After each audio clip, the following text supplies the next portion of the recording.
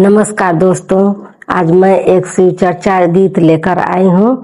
आप लोग खूब मन लगा कर सुनिएगा और अच्छा लगेगा तो कमेंट में बताइएगा कि कैसा लगा और वीडियो को आगे बढ़ाइएगा, चैनल को सब्सक्राइब कीजिएगा। उजड़ल नागरा बसे जाई है, जवन रहिया शिव गुरु जई है। उजड़ल नागरा बसे जाई है, जवन रहिया शिव गुरु जई है। उजड़ल नागरा बसे जाई है, जवन रहिया शिव गुरु जई है।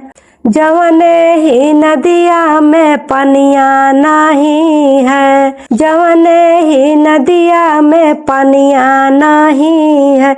ओहू में कमला खिली जाई है, जवन रहिया शिव गुरु वही है।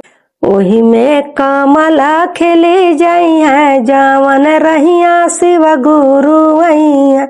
उजड़ल नागरा बसी जाई है, जवन रहिया शिव गुरु पाई है। उजड़ल नागरा बसी जाई है, जवन रहिया शिव गुरु वही है। जवने ही पेड़वा में पतिया नहीं है, जवने ही पेड़वा में पतिया नहीं है। ओहू में फल लगी जाई है, जवन रहिया शिव गुरु वही है। ओहू में फल लगी जाई है, जवन रहिया शिव गुरु वही है। उजड़ल नागरा बसे जाई है, जवन रहिया शिव गुरु वही है। उजड़ल नागरा बसे जाई है, जवन रहिया शिव गुरु वही है। जवने तिरियवा के बेटावा नहीं है, जवने तिरियवा के बेटावा नहीं है। उनहू के गोद भरी जाई है, जवन रहिया शिव गुरु जई है। उनहू के गोद भरी जाई है, जवन रहिया शिव गुरु जई है। उजड़ल नागरा बसे जाई है, जवन रहिया शिव गुरु जई है।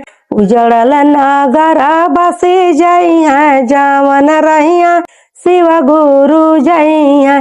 जकरे ही घरमा हो चर्चा होला, जकरे ही घरमा हो चर्चा होला। उनकर नसीब जागी जाई है, जवन रहिया शिव गुरु जई है। उनकर नसीब जागी जाई है, जवन रहिया शिव गुरु जई है। उजड़ल नागरा बसे जाई है, जवन रहिया शिव गुरु जई है। उजड़ल नागरा बसे जाई है, जवन रहिया शिव गुरु वही है।